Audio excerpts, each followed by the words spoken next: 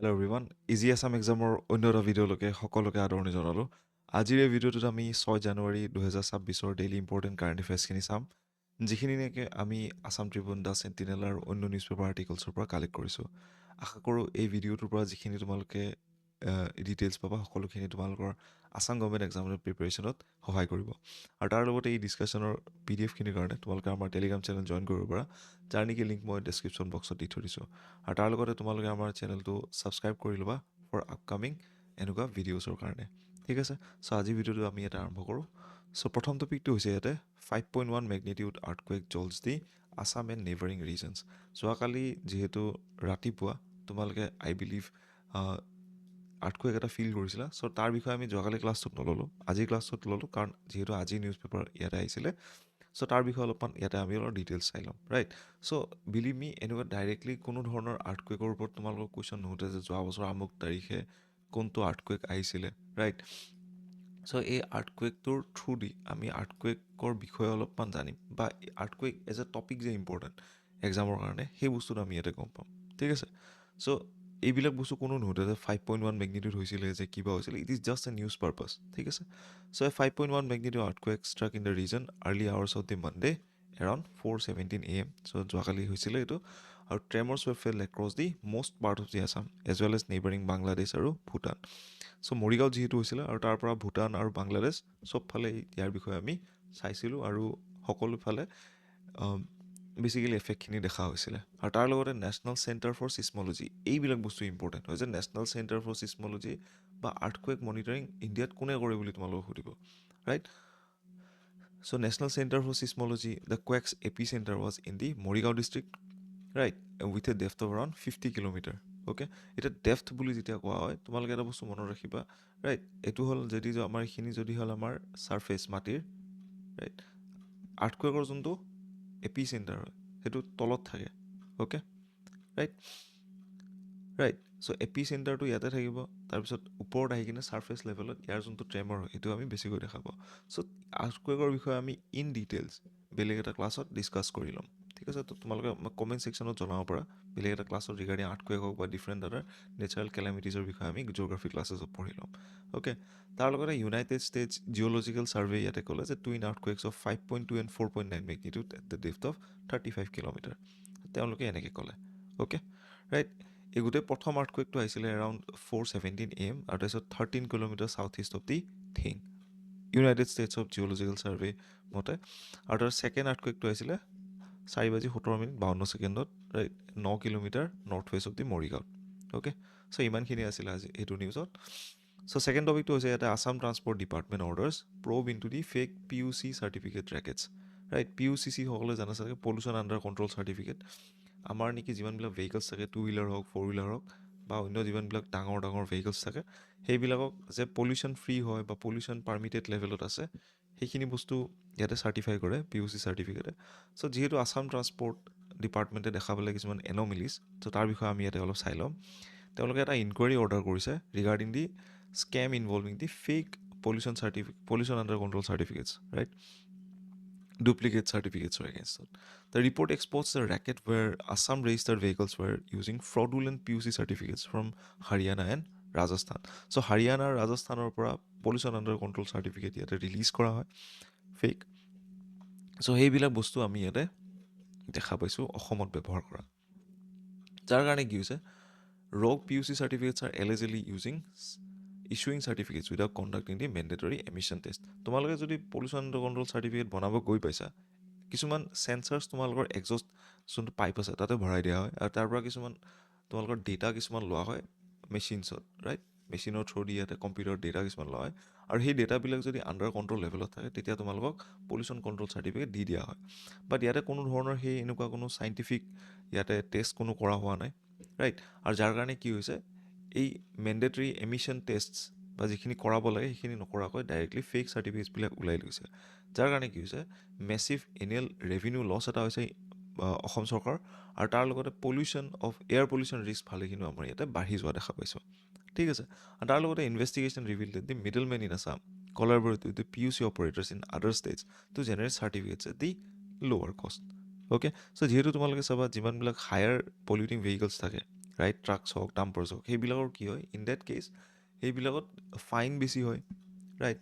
আৰু তাৰ কষ্টিংটো বেছি হয় যিমানখিনি দিব লাগে পি ইউ চি চাৰ্টিফিকেট উলিওৱাৰ কাৰণে। চ' বাহিৰা ষ্টেটত যিহেতু ফেক চাৰ্টিফিকেট উলিওৱাৰ কাৰণে কম টকাতে সেইখিনি হৈ যায়।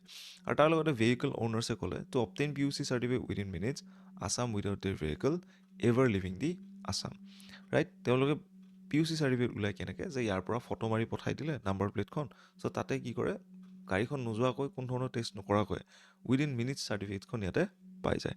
আৰু তাৰ লগতে sources allege that certificates are digitally edited using softwares including the altering authority details as well. Okay, so' ইয়াতে এডিটিং পাতি কৰি কিনে ফেক ডকুমেণ্টছবিলাক বনোৱা হয়। তাৰ লগতে ডিষ্ট্ৰিক্ট ট্ৰান্সপৰ্ট অফিচাৰ জনালে যে প্ৰায় 50 লাখ ৰেজিষ্টাৰ্ড ভেহিকল অসমত কাৰেণ্টলি আছে এইটো নাও। অ'কে, চ' তাৰপিছত এটা kind of discussion oriented topic হয়।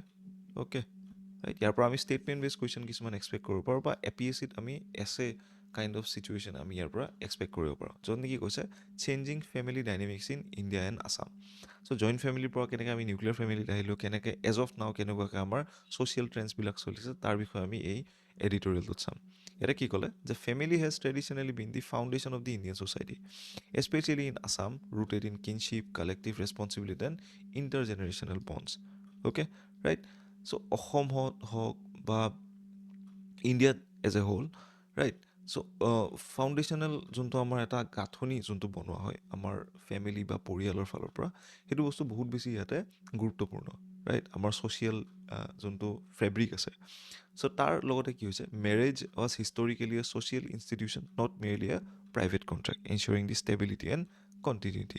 চ' আগতে কি হৈছিলে, মেৰেজ বা বিয়া পাতিলে দুটা ফেমিলিৰ ইয়াতে জড়িত হৈ আছিলে ভালেখিনি, right? Okay, so' as of now কি হৈছে, এইটো এটা প্ৰাইভেট এফেয়াৰ বা ব্যক্তিগত এটা সিদ্ধান্তৰ ৰূপত পৰিণত হৈছে। দিছ foundation is now weakening, reflecting the rise of the hookup culture, তাৰ লগতে ডিভৰ্চেছ, এক্সট্ৰা মেৰিটেল ৰিলেশ্যনশ্বিপছ, সকলোখিনি আমি বাঢ়ি যোৱা দেখা পাইছোঁ, ৰাইট? আৰু তাৰ লগতে the impact cuts across the ages, class আৰু জিঅ'গ্ৰাফি। আৰু এনেকুৱা নহয় যে কিছুমান ফিক্সড জিঅ'গ্ৰাফিকেল ৰিজনছতে এইখিনি হৈ আছে।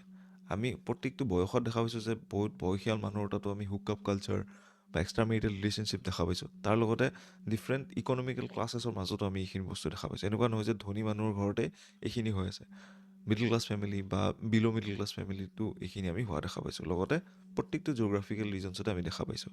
অ'কে, তাৰ লগতে urban youth struggle with emotional stability, married couples face disconnection, right? তাৰ লগতে children experience insecurity and elderly parents confront the loneliness as well. যিহেতু পৰিয়ালত মানুহৰ সংখ্যা কমি আহিছে, আৰু তাৰ লগতে ইয়াতে কি হৈছে, পৰিয়ালবিলাক সৰু সৰু হৈ আহিছে, nuclear family kind of situation হৈ আছে, যাৰ কাৰণে কি হৈছে আমাৰ লোনলিনেছ হওক, ইনচিকিউৰিটি, ডিছকানেকশ্যন, সকলোবিলাকৰ কাৰণে এনেকুৱা আমি ইছ্যুজবিলাক দেখা পাইছোঁ। লগতে hookup culture driven by the dating apps, social media and shifting values is gaining more ground in urban and semi urban youth, right? Hookup কালচাৰটো সকলোৱে এতিয়া আদৰি লৈছে, যিহেতু ডেটিং এপছ, ছ'চিয়েল মিডিয়া এইবিলাকৰ কাৰণে।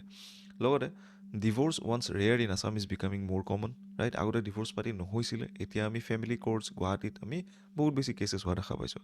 লগতে many divorces cite emotional and incompatibility and communication gaps rather than traditional causes.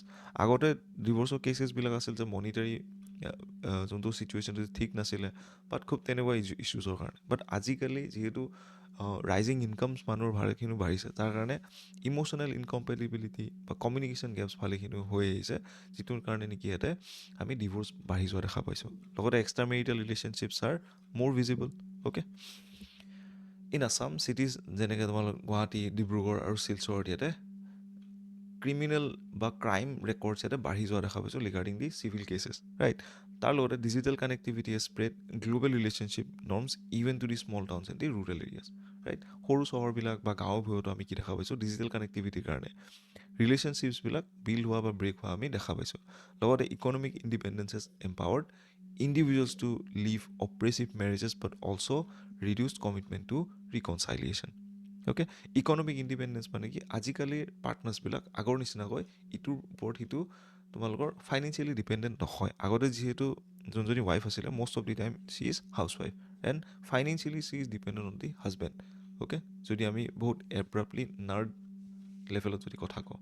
Okay, so' financial economic independence যেতিয়া আহিলে তাত, so' divorce cases are very much rising because of independence okay so' মেৰেজত যদি incompatibility communication gap যদি আহে the partners don't see that much of an meaning to be in that relationship okay তাৰ লগতে joint family system has removed traditional mediation by the elders as well okay লগতে individualism prioritizes personal satisfaction over the collective responsibility নিজৰ বা individual ছেটিছফেকশ্যনটো বেছি important ৰাদাৰ then তোমাৰ সকলোকে লৈ কিনে চলা বা কালেক্টিভ ৰেছপনচিবিলিটি ৰাখা so' there is a lack of emotional education with expectations ছেভ by popular culture rather than the maturity as well okay right যে পপুলাৰ কালচাৰ যোনটো চলি আছে আমি তাৰ পজিটিভ নিগেটিভ নাভাবি কিনে তাৰপিছত যিহেতু দৌৰি আছোঁ ৰাইট মেচিউৰিটি আমি ভালেখিনি ইয়াতে লুজ কৰি আছোঁ বুলি ইয়াতে দেখা পোৱা গৈছে আমাৰ সমাজখনত অ'কে চ' যিহেতু আমি প্ৰত্যেক ক্লাছতে কিছুমান মুমেণ্টছ চাব ট্ৰাই কৰোঁ এইটো এটা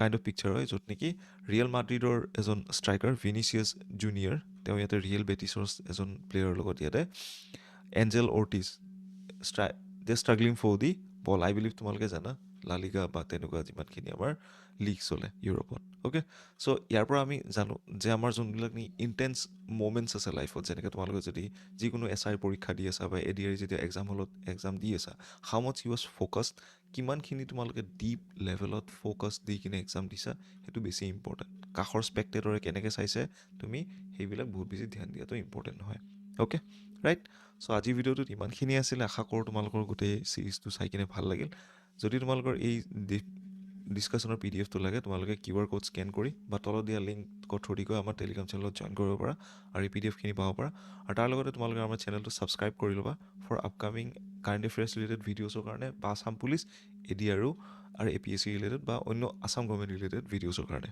okay so' thank you everyone have a very good day head